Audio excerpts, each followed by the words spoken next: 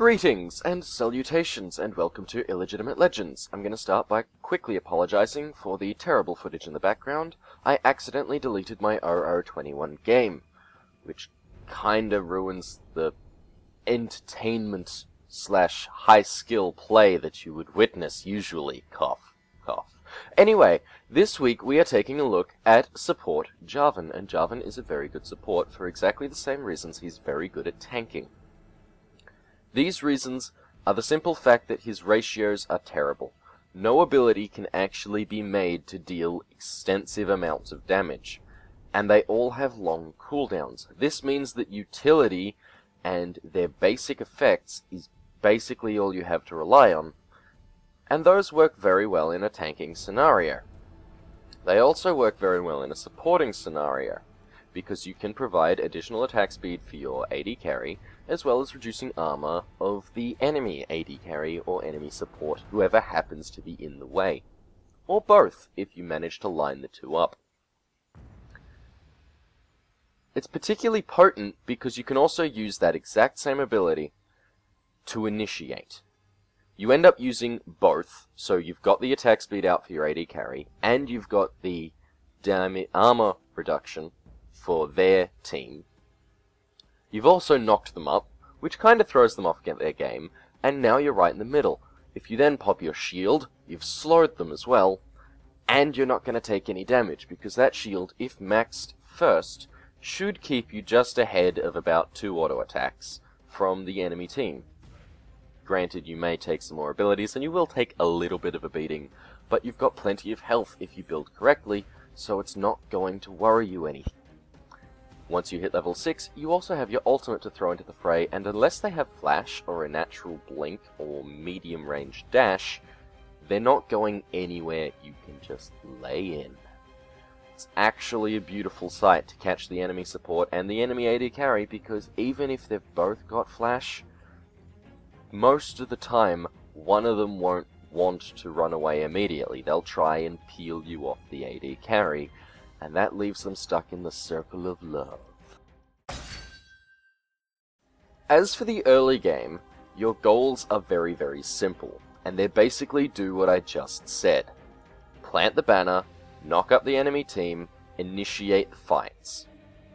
Of course, there are also going to be times when you're not in position to start a fight. You could be behind. Your AD carry could be behind. You might have been poked a little bit.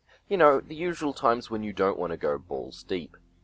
Sadly, Jarvan doesn't have another mode. He has all the way out and balls deep.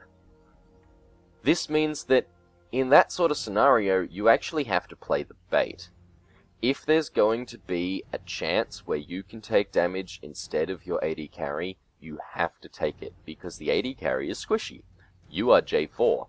Nobody messes with J4. Certainly nobody thinks he's squishy. So, take all the hits you can, and take them on your W if you get the opportunity, because that will soak so much damage. It's actually an amazingly fun ability to use, even though all you get is a little pump. You get so much damage negation from that shield, and it cannot be underestimated, hence why you max it first. However, you don't level it first, you don't learn it first. Banner, shield, poke, shield, shield, shield, shield, shield. Basically all there is to the early game leveling scenario, because you need all 3 abilities as Jarvan to actually accomplish anything. Beyond that, your options are essentially set in stone. Everything about this build is very precise, and I can't imagine another way to do it particularly well. Ruby Crystal first. Rush the hell out of a Ruby Sightstone. You need that Ruby Sightstone, because it gets you out of having to buy as many wards. Emphasis on as many, you still need to buy wards. With enough wards to fully disclose all the jungle entry points to your lane. You're safe if you're using all your wards with the Ruby Sightstone. It also gives you plenty of health, and as you are still fulfilling the tanky role, being a tanky support champion, that's what you need. Then, do not get boots. You don't really need them with the speed that you can move short distances. So, instead of getting boots, get yourself a Zeke's Herald. You will all know that I love this item, and yes, it might not be the best for Jarvan. But I actually think it's fantastic.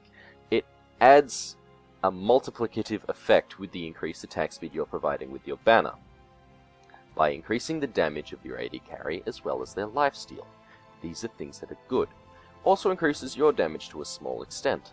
Gives you a little bit of lifesteal. These things are nice when you're enjoying the circle of love.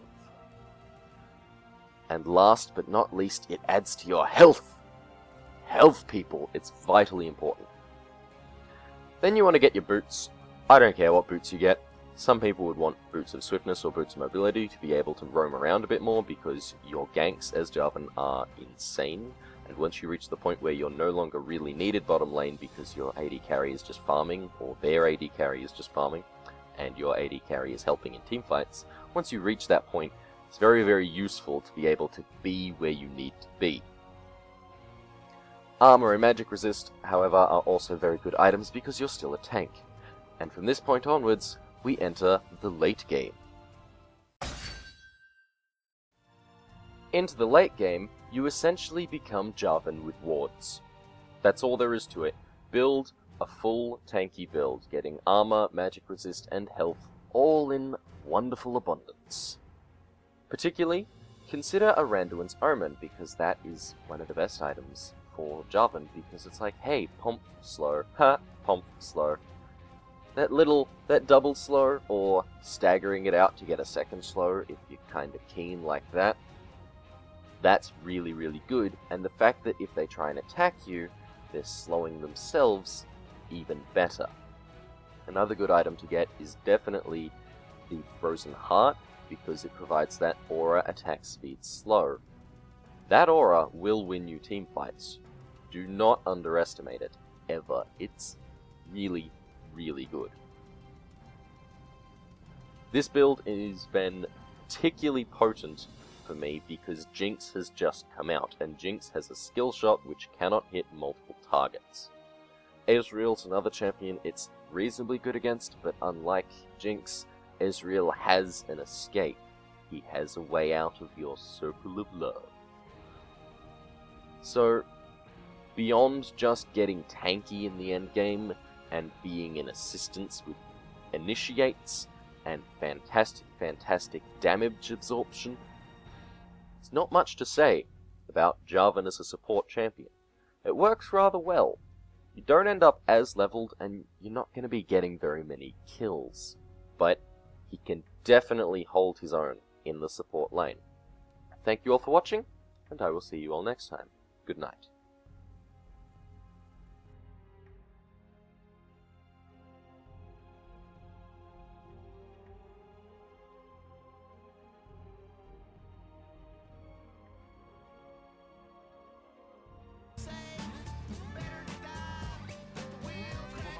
The only way for me to do that is to stay away. I didn't.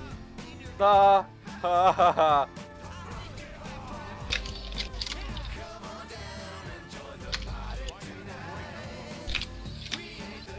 Shit, we got Draven. So I stuffed up my escape, but that caused him to dash out. It was kind of the best fake I've ever pulled.